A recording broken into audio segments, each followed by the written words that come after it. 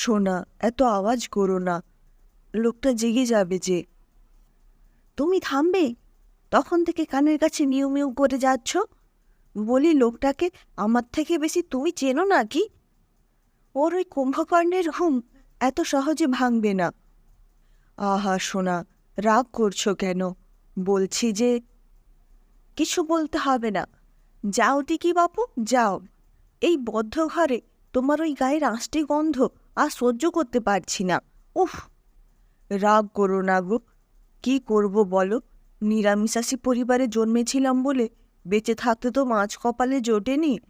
তাই মরার পর হে হে মরার পর মেছো ভূত হওয়ার শখ হয়েছে। যত সব। যাও দেখি, যাও, ছাদে গিয়ে একটু হাওয়া লাগিয়ে এসো গায়ে। তাতে যদি গন্ধটা কিছুটা কমে।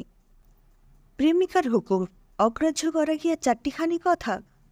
তাই অগত্যা চণ্ডীচরণ তার সুখ দেহ নিয়ে ছাদে চললেন গায়ে হাওয়া লাগাতে। এদিকে এইসবে এক সপ্তাহ ভূতত্ব প্রাপ্তি হওয়া মিনতি দেবী পাগলের মতো খুঁজে চলেছেন তার দোক্তার কৌটো। মরার পরেও নেশাটা কিছুতেই ছাড়তে পারছেন না। এই কুম্ভকর্ণটা কৌটোটা কোথায় রেখেছে কে জানে। ঘুমন্ত মোহিনী মোহনের দিকে একবার তাকিয়ে নিলেন মিনতি দেবী। আর কিছুদিন হলেই দাম্পত্য জীবনের হাফ সেঞ্চুরি করে ফেলতেন দুজনে। কিন্তু তার আগেই মিনতি দেবীর ওই জটিল রোগখানা ধরা পড়ল। যাই হোক, এখন বেঁচে থাকলে কি হতো না হতো, তার থেকেও দোক্তার কৌটোটা খোঁজাটা বেশি জরুরি। টুকি! দোক্তার কৌটো না পেয়ে বিরক্ত মুখে ছাদে যাচ্ছিলেন মিনতি দেবী। হঠাৎ কেউ পিঠে টোকা মারতেই চমকে উঠলেন তিনি। পেছন ফিরে দেখলেন তার দোক্তার কৌটোটা হাতে নিয়ে হাওয়ায় ভাসছেন মোহিনীমোহন। শুধু ভাসছেনই না, তার সাথে 32 পাটির অবশিষ্ট কখানি বের করে হাসছেনও তার দিকে চেয়ে। তুমি? হ্যাঁ গো গিন্নি, আজ ঘুমের মধ্যেই পঞ্চত্ব প্রাপ্তি হয়ে গেল। তোমার অশৌচে ওই রোজ রোজ গাওয়া খেয়ে ভাজা লুচি সহ্য হলো না আর এই বয়সে। তাও ভালো, তোমার মতো কষ্ট পেতে হয়নি আমাকে। তুমিও তার মানে? হুম, আমিও তার মানে এখন তোমারই মতো। হা হা। তা তোমার প্রেমিকটি কোথায় গেল? আমার প্রেমিক? হুম, আমি কি কিছুই দেখিনি ভাবছো? অনেকক্ষণ ধরেই দেখছিলাম তোমাদের পরকিয়া। হে, পরকিয়া কিসকো কাহা? ইয়ে হে হামারা বিশুদ্ধ প্রেম, সমঝা? কোথা থেকে যেন হঠাৎ করে উদয় হলেন চণ্ডীচরণ। বেঁচে থাকতে হিন্দি সিনেমার নায়ক হওয়ার খুব শখ ছিল তার। তাই যখন তখন হিন্দি বলা অভ্যাস করতেন। মরার পরেও মাঝে মাঝে সেই পুরনো স্বভাবটা সুড়সুড়ি দিয়ে বসে। হিন্দি ছাড়তা কিউ হে মশাই? বাঙালির বাংলা বলনে মে লজ্জা কে এসা? চণ্ডীচরণকে টেক্কা দিতেই কিনা কে জানে মোহিনীমোহন শুরু করলেন তার বিখ্যাত হিন্দি। এদিকে মোহিনীমোহনের হিন্দির সঙ্গে নিজের অভ্যাসকেই অব্যাহতি দেওয়া সমীচীন মনে হলো চণ্ডীচরণের। আহ, এসব ছাড়ুন, সোজা পয়েন্টে আসুন। বলুন, পরকিয়া না কি যেন বলছিলেন? পরকিয়া নয় তো কি শুনি? লোকের বউয়ের সাথে প্রেম করছেন, আবার বললেন কিনা বিশুদ্ধ প্রেম। শুনুন মশাই, ওসব বউ ছিল মরার আগে। মরার পর এখন আর বউটও নেই। মিনু ডার্লিং এখন শুধু আমার প্রেমিকা। বেঁচে থাকতে আমাদের বাবারা আমাদের বিয়ে দিল না। এখন আবার মরার পরও আপনি এসেছেন হিটলারি করতে। ভাবুন তো মশাই, ওসব হবে না। আমাদের শান্তিতে প্রেম করতে দিন। হবে না বললেই হলো? শান্তিতে প্রেম করবেন তো করুন না বাপু, কে মানা করেছে? কিন্তু আমার বউকে নিয়ে টানাটানি কেন? আপনার বউ হওয়ার আগে ও আমার প্রেমিকা ছিল, মরার পরও তাই আগে আমার প্রেমিকাই হবে।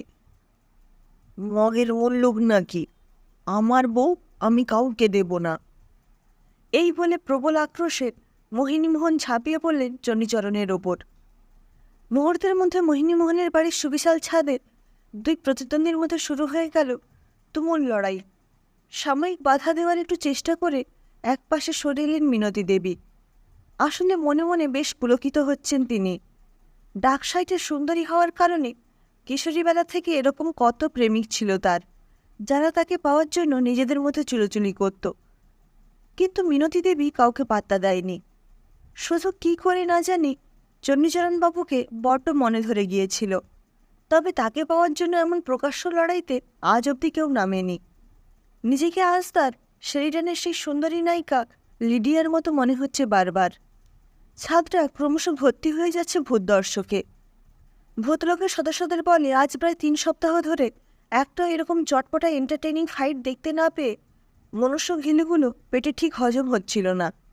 তাই তারা আজ দারুণ খুশি। জোরে জোরে চিৎকার করে সবাই উৎসাহ দিচ্ছেন দুই প্রতিদ্বন্দ্বীকে।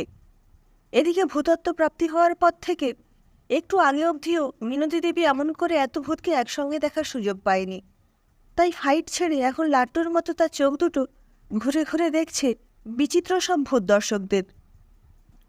ভূত দর্শনে ব্যস্ত মিনতি দেবীর সামনে হঠাৎ ঝপ করে একটা ভূত এসে নামল।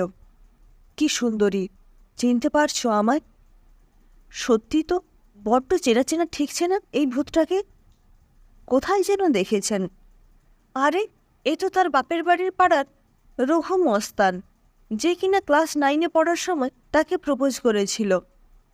দামনা হুমদোটা মরে গিয়ে এত হ্যান্ডসাম হয়ে গেছে, ওর থেকে চোখ ফেরাতেই ইচ্ছে করছে না মিনতি দেবীর। তাও কষ্ট করে একবার ঘুরে দেখে নিলেন লড়াইয়ের মতো চণ্ডীচরণ আর মোহিনীমোহনকে। একটা রোগা লিগলিগে মেছো ভূত, আর অন্যটা কুলোর মতো কান, মূলোর মতো খানদাসের দান বিশিষ্ট একটা একানড়ি যেন। রঘু মস্তানের দিকে আবার ফিরলেন মিনতি দেবী। তার স্পন্দনহীন হৃদয়টা ব্যাং বাচ্চার মতো লাফালাফি জুড়ে দিয়েছে ইতিমধ্যে। সুন্দরী, আমার সাথে যাবেন নাকি তেঁতুলতলার মাঠে হাওয়া খেতে? ও শিওর। এই বলে একগাল হাসি নিয়ে রঘু মস্তানের বাড়ানো কোনোইটা শক্ত করে ধরে ফুরুত করে উড়ে গেলেন মিনতি দেবী। পেছনে পড়ে রইল ডুয়েলরত তার দুই পানি প্রার্থী। Death is all about changes. মরার পর ওইসব পুরনো মেছোগেছোকে নিয়ে পড়ে থাকলে মৃত্যুটা একঘেয়েমি হয়ে যাবে না? সুতরাং নতুন নতুন টেস্ট করনা তো বানতা হ্যায়।